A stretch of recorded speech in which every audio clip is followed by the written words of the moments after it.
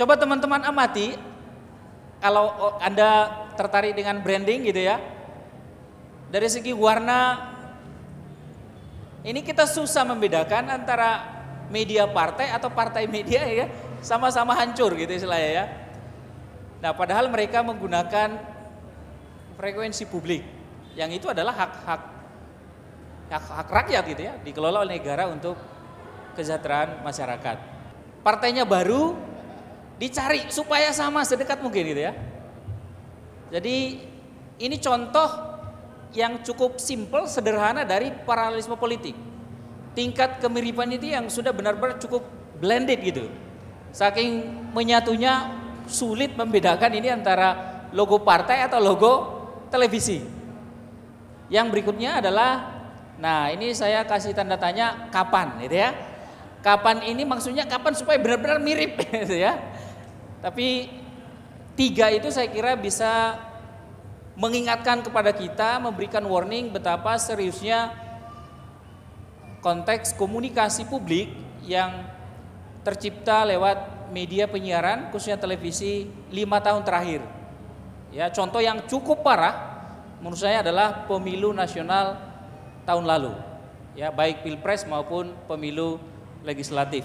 Saya menyimpulkan ada tahapan yang cukup merugikan kita sebagai pemilih maupun masyarakat yang membutuhkan informasi. Apa yang terjadi dalam dunia penyiaran kita 10 tahun terakhir adalah apa yang bisa saya kategorisasi dalam tahapan konglomerasi. Jadi konglomerasi itu di mana media penyiaran kita dikuasai, dibeli oleh para pengusaha yang juga mengembangkan usaha-usaha industri di bidang lain. Ya, setelah itu sudah cukup terkonsolidasi, sudah kuat dengan berbagai jaringannya vertikal maupun horizontal gitu ya. Horizontal maksudnya dia punya televisi, punya online, punya cetak, punya radio. Dia memasuki tahap paralelisme. Paralelisme politik ini sangat tren 2 pemilu terakhir. Dan yang paling buruk adalah 2014. Dan saya kira teman-teman bisa menyaksikan berapa macam kritikan baik di media sosial maupun yang sampai ke KPI.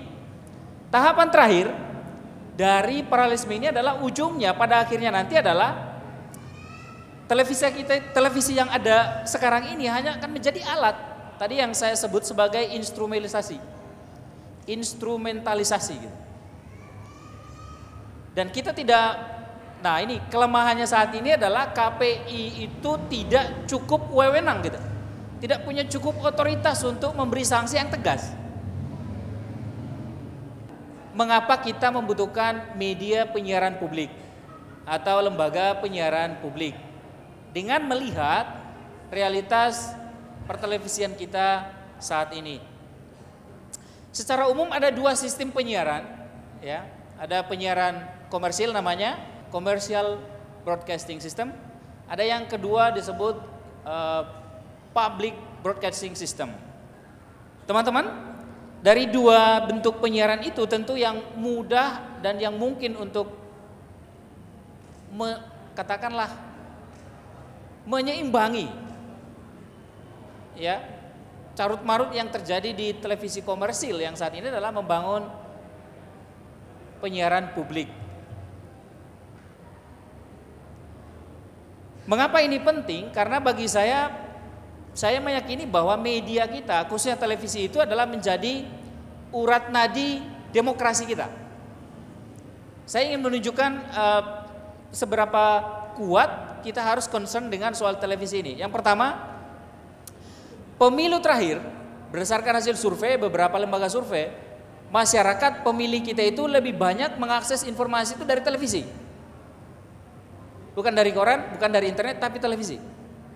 Sayangnya justru televisi kita yang saat ini itu kalau boleh dikatakan hancur-hancuran gitu ya. Jadi nggak jelas dia mau mendidik, mendorong untuk memilih atau sebenarnya membodoh-bodohi kalau boleh dikatakan seperti itu. Dalam konteks demokrasi diperlukan pembicaraan yang terbuka, diskusi, pandangan yang berbeda, dan juga suara minoritas yang harus terwakili dalam ruang publik. Yang kedua, demokrasi kita saat ini, demokrasi perwakilan dengan pemilu langsung itu membutuhkan informasi yang cukup berkualitas. Karena dengan sistem pemilu langsung, opini publik menjadi sangat penting, di mana setiap individu akan memilih langsung. Dan bagaimana kita bisa tahu siapa yang kita pilih dan apakah yang akan kita pilih itu orang yang tepat untuk mewakili kita? Informasi. Dan informasi itu didapat dari mana? Televisi tadi gitu ya. Oleh karena itu menurut saya ada 3 hal yang TV publik dan juga sebenarnya TV komersil harus penuhi. Yang pertama, memberi ruang untuk dialog warga masyarakat. Yang kedua adalah memotivasi untuk berpartisipasi, mau peduli. Ya, kalau pemilu mau memilih, tidak golput. Yang ketiga tentu adalah menjadi lembaga watchdog, mengawasi kinerja kekuasaan, pemerintahan dan elit-elit di lembaga-lembaga negara lainnya. Nah, dengan 3 fungsi itu, maka kita mengharapkan TV publik yang sekarang sedang digodok undang-undangnya menjadi RUU atau dalam bentuk RUU itu bisa dapat terwujud sebelum pemilu yang berikutnya tiba.